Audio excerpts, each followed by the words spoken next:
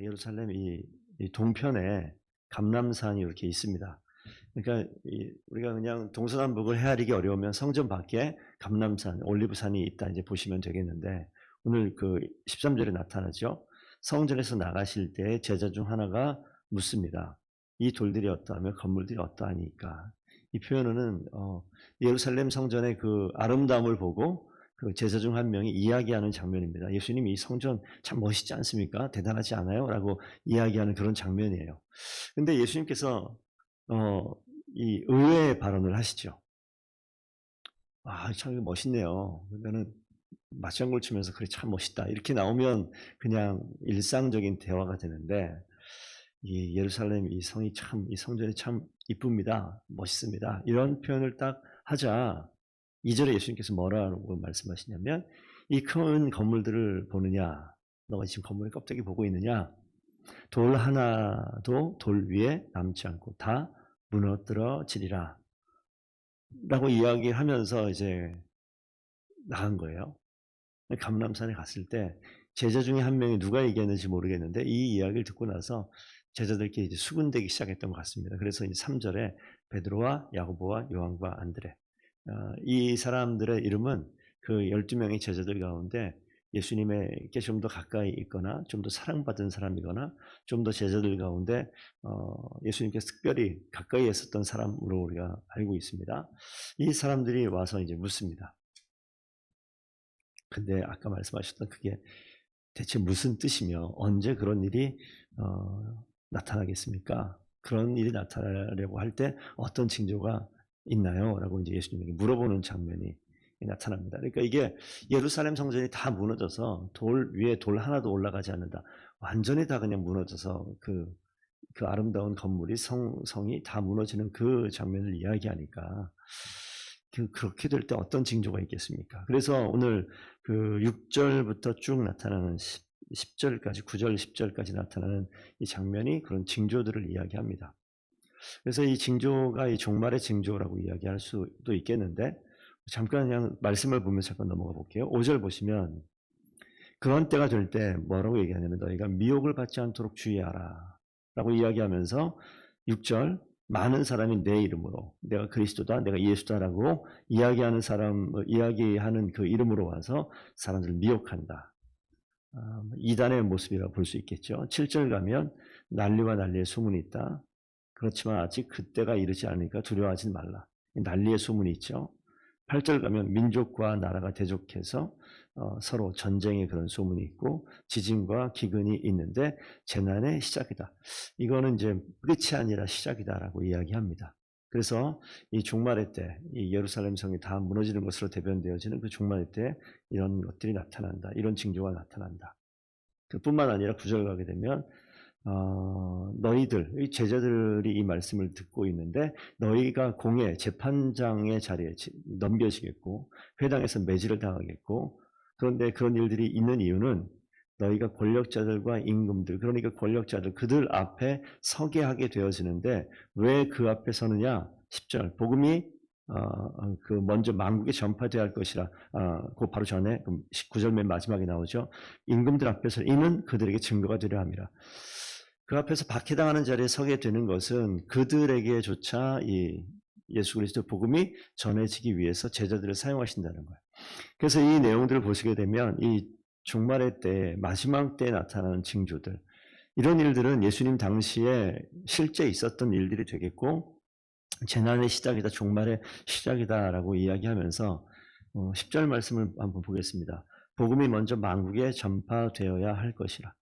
복음이 만국 모든 나라에 전파되어야지, 아까 제자들 중에 하나가 물었었던 이 돌 위에 돌 하나도 남지 않게 되어지는, 완전히 이 종말이 나타나는 그때가 된다라고 이야기하는 겁니다. 그래서 이 내용들 가운데 그 뒤에 읽지 않았습니다만 그 뒤에 내용은 계속해서 이 마지막 때에 나타나는 그런 모습들로 나타나는데, 우리 쭉 넘어가서 한 33절 한번 가볼까요? 33절, 32절, 32절, 33절, 32절, 33절 한번 읽어보겠습니다. 그러나 그날과 그때는 아무도 모르나니 하늘에 있는 천사들도 아들도 모르고 아버지만 아시느니라. 주의하라, 깨어있으라, 그때가 언제인지 알지 못함이라.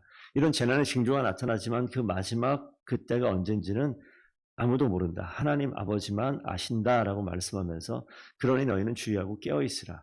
사실 13장에서 예수님께서 제자들에게 하시고 싶은 가장 중요한 말씀은 이거예요. 깨어있으라. 마지막 때가 가까울 때 깨어있지 아니하면 미혹이 다가올 때 넘어가게 되고 징조가 나타날 때 두려움으로 그 그리스도를 따르는 예수 믿는 신앙생활하는 이 모습 가운데서 뒤로 물러설 수 있기 때문에 깨어있어서 그런 재난과 징조가 나타나고 전쟁과 기근의 소문이 나타나고 민족과 민족이 나라와 나라를 대적하는 모습이 나타나고 정말 그 뒤에 더 심한 게 나타나죠. 12절을 보게 되면 형제가 형제를, 아버지가 자식을, 자식이 부모를 대적하는 일까지 나타날 때 이때 깨어있지 아니하면 모든 믿는 자라 할지라도 그 믿음의 자리에서 떨어져 나갈 수 있으니 정신 똑바로 차리고 깨어있으라 라고 이야기하는 거죠. 그래서 이 당면할 위기는 반드시 있습니다. 취해야 될 자세. 예수님께서 제자들에게 얘기하고 싶은 이 13장 본문에서 가장 중요한 것은 이 어려운 때에 그리스도의 제자로서의 그 자리에서 깨어있지 아니하면 누구라도 그 자리를 박차고 떠날 수 있어요. 두려움으로 인해서 주저앉을 수 있어요. 이 환난과 이 역경과 고난과 박해 속에서 그 자리를 견뎌낼 수 없는 그러한 상황이 다가온다는 겁니다. 그렇기 때문에 오늘 예수님께서 말씀하시는 것은 깨어있으라. 근데 이 내용이 13장 맨 마지막 절을 보면요. 깨어있으라 내가 너희에게 하는 이 말은 맨 처음에 제자들에게 얘기하는 것 같은데 모든 사람에게 하는 말이라고 얘기해요. 그래서 모든 사람이라고 얘기하는 것은 그리스도의 신앙 가운데 있는 모든 사람을 이야기합니다. 그래서 성도님들께서 한번 좀 기억하셨으면 좋겠습니다. 예수님께서 왜 성전에 들어가면서 우리 기억하시죠? 성전 들어갈 때 성전에 있는 비둘기를 파는 자들의 상을 뒤집었고 돈 바꾸는 자를 다 엎어버리고 성전을 깨끗게 하는 그런 장면들이 나타납니다. 그러니까 예수님께서는 성전을 정말 깨끗하게 성전의 목적대로 사용되기를 원하셨어요.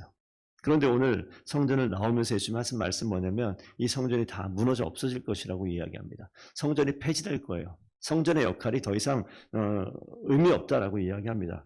그러면서 나중에 하시면 예수님이 뭐라고 말씀하시냐면 내가 이 성전을 헐어버리면 사흘 만에 다시 짓겠다라고 이야기하죠. 그 이야기는 예수님 당신이 진정한 성전이 되셔서 사흘 만에 부활하실 예수님의 부활의 사건을 이야기하는 겁니다. 그러니까 성전의 존재 이유는 성전은 우리가 구약 시대로 가게 되면 하나님이 임하는 곳, 하나님의 임재 자체를 나타나고 하나님의 임재를 상징하는 장소가 되어야 됨에도 불구하고 이 성전의 상징적인 그 기능과 역할이 없어져 버렸어요.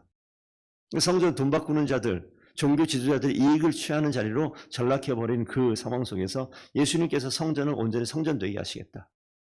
하나님이 임재하시는 그 모습을 그냥 그대로 드러내는 그 모습으로서 예수님 그분 자체가 성전이에요. 그래서 예수 그리스도를 모시게 되어지면 주님의 임재가 이 가운데 있는 거예요. 우리 구원받은 백성, 복음이라고 얘기하는 것은 그 하나님의 놀라운 계획 가운데 성전이신 그 예수 그리스도가 각 사람 마음 가운데 올 때 우리가 성전 대신 예수 그리스도를 모심으로 우리가 하나님의 성전이 되어지는 것이죠. 그래서 하나님의 임재를 경험하는 그러한 삶의 자리가 내 마음이 되어지는 겁니다. 그래서 예수님께서 그 말씀을 하시는 건데 지금으로서는 이해 못할 수도 있는 그런 장면입니다. 우리가 이 말씀을 이해하고 있는 것은 성경이 우리 가운데 있고 하나님께서 우리에게 말씀해 주셨기 때문에 알고 있는 말씀입니다. 그래서 우리가 신앙생활하는 과정 가운데 오늘 예수님 말씀하신 여러 상황의 이 미혹 가운데 절대 깨어있지 아니하면 어떤 상황이라도 넘어질 수 있어요. 형제가 형제를, 부모가 자식을, 자식이 부모를 대적하는 그런 상황이 되어지면 어떻겠습니까? 내 신앙생활하는 게 맞는가? 과연 기독교 신앙이라는 게 맞는가라는 그러한 마음의 의심이 그냥 올라오지 않겠어요? 내가 예수를 잘 믿고 있는데 내 가운데 박해가 다가온다. 그러면 우리 성도 여러분 어떻게 했습니까? 무엇이 잘못됐는가 생각해 보는 것과 더불어서 과연 하나님이 계시면 나에게 이런 일을 허락하고 용납하실 수 있을까라는 질문이 생길 수도 있겠죠.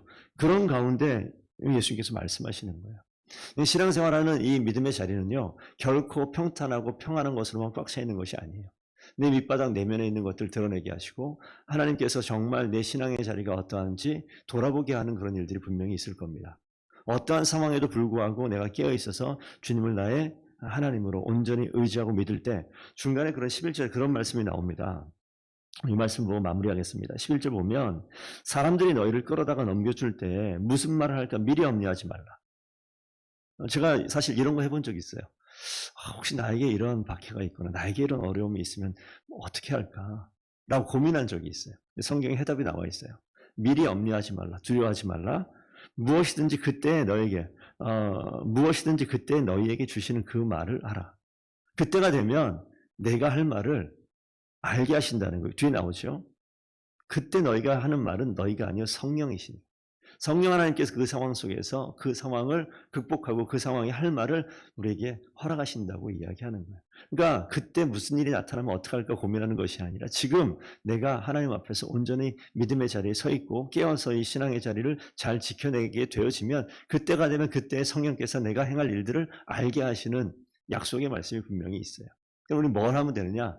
이 상황 속에서 깨어 있어서 하나님의 말씀이 어떠한지, 주님께서 우리를 향한 마음이 어떠한지, 주님께서 우리를 향한 약속이 무엇인지 하나씩 하나씩 알아가게 되면 제자로서 이 삶을 이 땅에 살아가면서 더욱더 견고해지고 성숙해지고 주님의 은혜 가운데 가까이 나아가게 되어지는 것입니다. 그래서 재난이 있다, 난리가 있다, 전쟁이 있다, 기근이 있다, 아픔이 있다, 박해가 있다, 고통이 있다 이런 것들이 있는 것에 대해서 두려워 떠는 것이 아니라 그런 것들은 주님께서 이 땅 가운데 임하셨다. 마지막 때가 시작되었다. 그래서 이 말씀은 우리 그렇게 얘기하잖아요. 종말의 시작은 이미 시작된 것이에요. 이미 이 재난의 시작들은 지금도 있고 옛날에도 있었는데 그게 뭐예요? 라고 질문도 하긴 하는데 이것은 재난의 징조입니다. 이미 시작되어졌다는 것을 우리는 알고 있어요. 지금도 계속되고 있는 거죠. 언제까지? 복음이 먼저 만국에 전파될 때까지. 그러니까 왜 하나님께서는 이 재난의 시간을 길게 하십니까? 빨리 오셔서 그냥 끝마치고 마시지 왜 이 시간을 길게 하셔서 우리로 하여금 이런 고통을 당하게 하십니까?